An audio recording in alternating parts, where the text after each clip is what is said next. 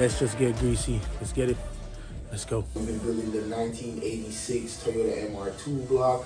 We're about in the final stages right now, so I'm about to show you guys the procedure I take to install the cylinder head onto the block, as well as the camshafts and cam caps and supporting mods and stuff like that. First thing we want to do is go ahead and set the time on the block as far as top dead center is concerned of the pistons. And on this specific block, there's some marks on the oil pump and the crankshaft sprocket, which will indicate top dead center, exact top dead center for the number 1 and number 4 piston. I like to put the pistons just at least a quarter way past top dead center. That way, when I do torque down the camshaft, the valves won't come in contact with the piston crown. So I kind of like to, do that as form as a good practice. You know what I mean? Just to not run the risk of bending any valve. Also, I went ahead and had to purchase these guide pins from the dealer, as I couldn't find them anywhere. I tried to fabricate some and it just wouldn't work. So I'd advise not to cheap out on these, even though they're pretty cheap. These guide pins, however, you can't fabricate them. So if you're looking for these, because I know they're pretty hard to come by, that's the part number 90253-13017.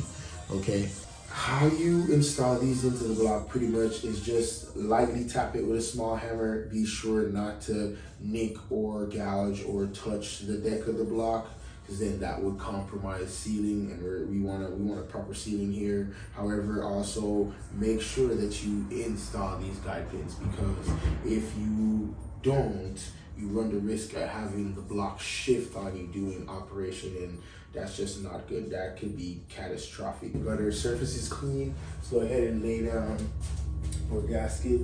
And when you're putting these gaskets on, you want to make sure that all the galleries, all the holes correspond.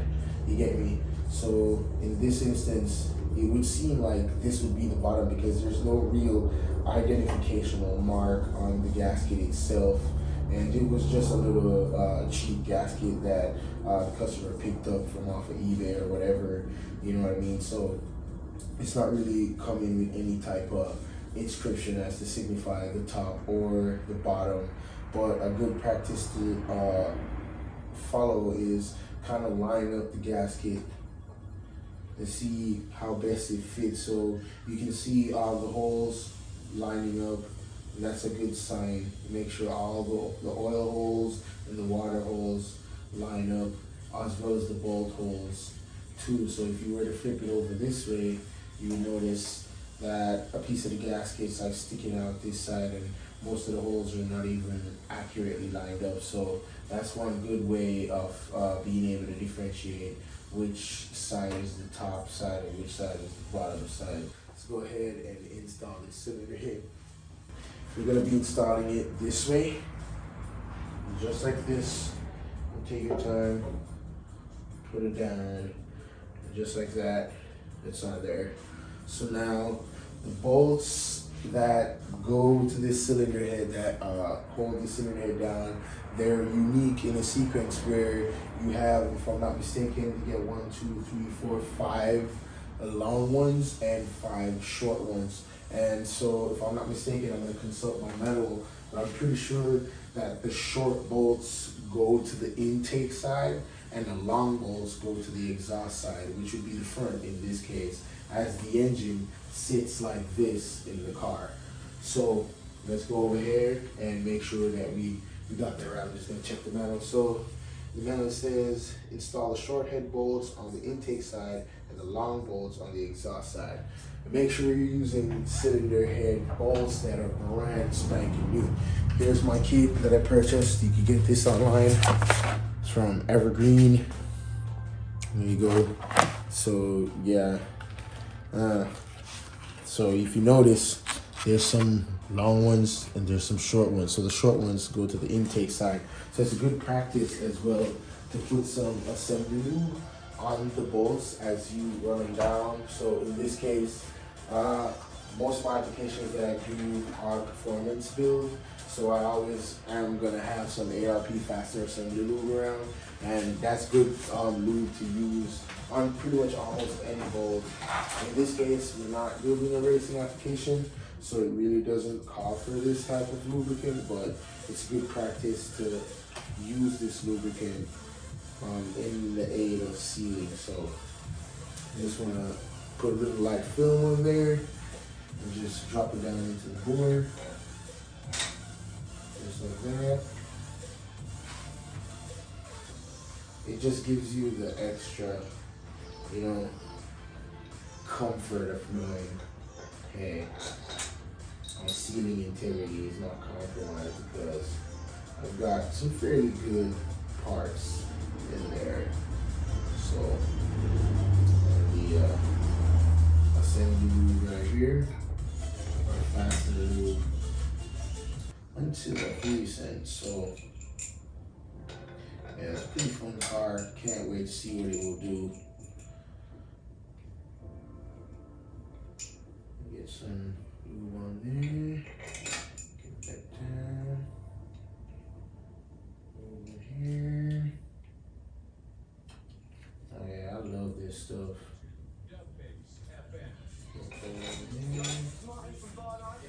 And lastly, get that down there.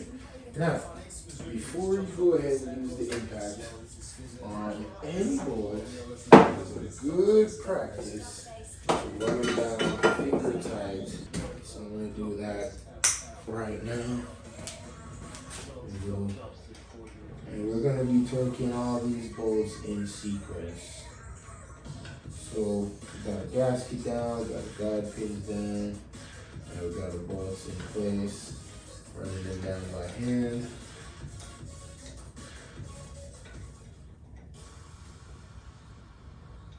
Just like this.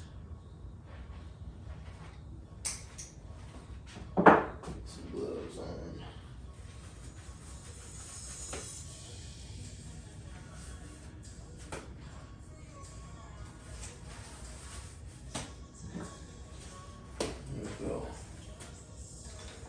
So yeah, good practice to run them down by hand just before you start torquing, because you want to get a good torque value. And you tend to run it down too much, you tend to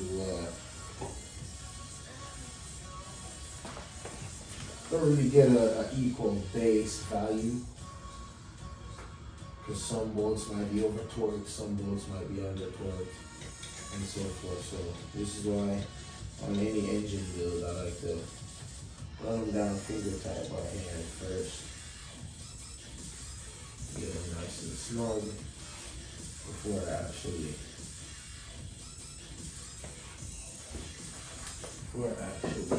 start my torquing procedures.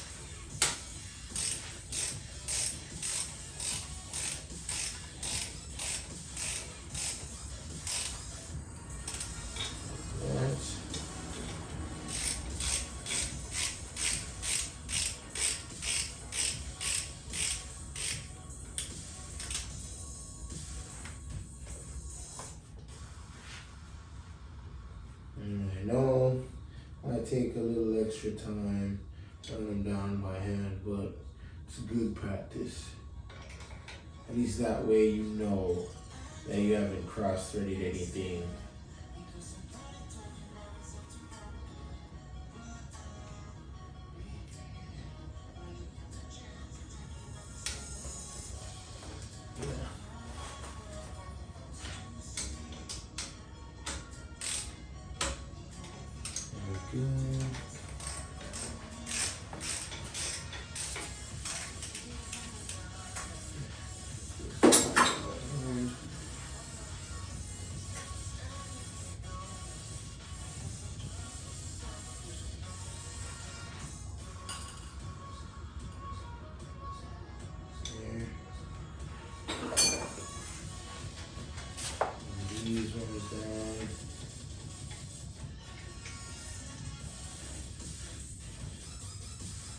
Everything looking nice and smooth so far. And then get the cam done after we get done torquing it down. And it's a good idea to have one of your manuals handy, because most of the stuff you can't find on the computer. So that's crazy too. So I'm just shooting this video for those who have the mr2, can't really find too much information on it. Okay, so now that we got the head down, everything looks nice and square, let's go ahead and start torquing it down. So you want to calibrate your torque wrench to increments of values reaching up to 44 foot-pounds. So you can start at 10, and then which would be snug, and then work your way up, or you could just start at 20 and then go 35 and then 44. Let's go ahead and dial in our torque wrench values and proceed to torquing down the cylinder head. You're gonna start in this order. You're gonna go 1, 2, 3, 4, 5, 6, 7, 8, 9, and 10. Some people go 7, 8, 9, 10, but I like to do it this way to give a perfect sealing. To each his own. So here we go. So you're just waiting for the little click. There you go.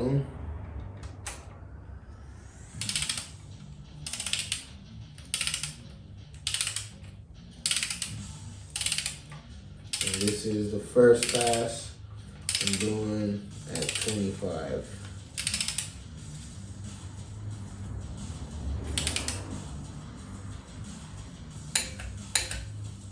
Also, before I went ahead and put the bolts, as far as the installation of the bolts, I went ahead and ran a tap through to as far as cleaning out the bores and the thread pitch of each bolt thread. So it's a good practice to do that first, so you don't want any binding, any dirt inside the bolt holes and stuff like that. So we went 1, we went 2, now we're at 3. And our first pass is 25. Last pass is 44. We want to do these in stages in 3. So, and that's recommended by the manual.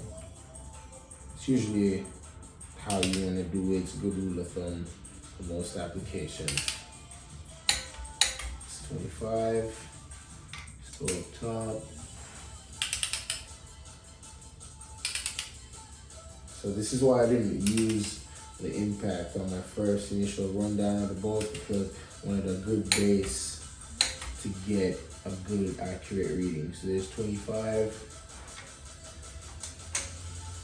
Come over here. So we went 1, 2, 3, 4, 5, 6. We're on number 5.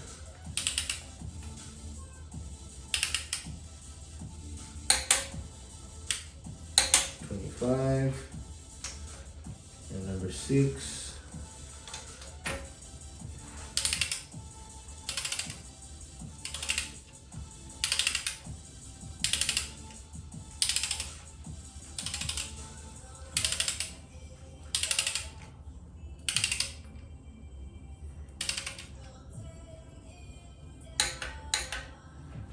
Number 6. We did this, okay.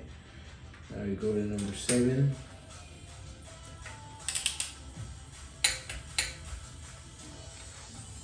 Number 8.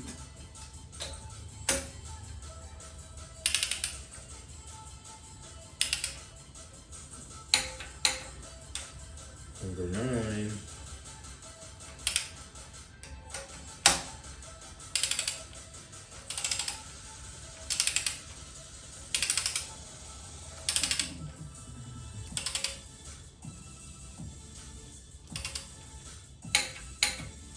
And number 10.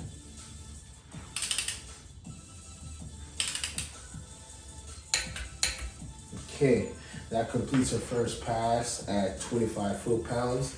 Now we're gonna go make a second pass. I'm gonna up it at 35 foot-pounds by 10. We're gonna start the sequence all over again. Only by 10, so it's not gonna be too many crazy passes. So that's 1.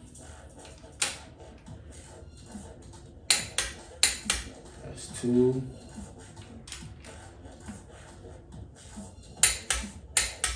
That's 3.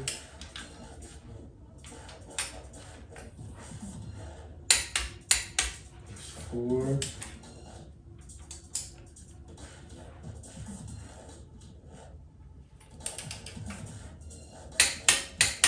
That's 5. 6.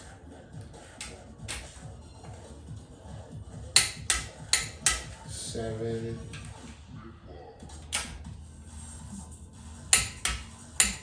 8.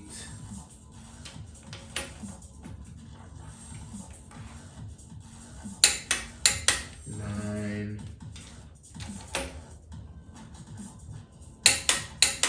And 10. That completes the second pass. Let's start over again. 1, 2,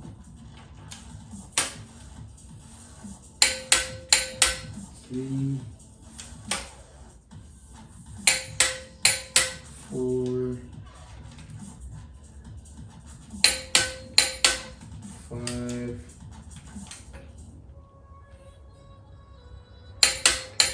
6, 7, 8,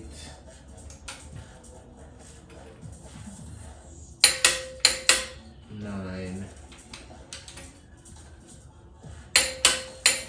10. And that's it. Yeah, so that's how you install the cylinder head. That's how you torque the cylinder head properly and prep it for the next stage. Tune into the next video that I'll be shooting, and that will be covering the camshaft installations as well as the cam caps and some other accessory drive components onto the engine. As usual, thanks for watching. I appreciate the love.